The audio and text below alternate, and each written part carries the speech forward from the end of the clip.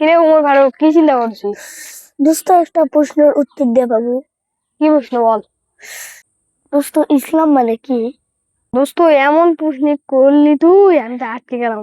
Idea, বড় ভাই ডাক দি। কি খবর? দুজনে মনে কোনো প্রশ্ন নিয়ে টেনশনের মধ্যে পড়ে গেছ, তাই বড় ভাইয়ের খোঁজ করতেছ। তো ওমর ফারুক, কি প্রশ্ন? ইসলাম মানে কি? ও, সুন্দর প্রশ্ন করছিস। ইসলাম মানে কি? ইসলাম অর্থ হচ্ছে, মনোযোগ দিয়ে শোনো, হ্যাঁ দুজনে দুদস্ত শোনো। ইসলাম অর্থ হচ্ছে আল্লাহর কাছে নিজেকে শপথ করা, আত্মসমর্পণ করা। এভাবে আর অর্থ হচ্ছে যে আল্লাহর আদেশকে মেনে নেওয়া, আল্লাহর নিষেধকেও মেনে নেওয়া।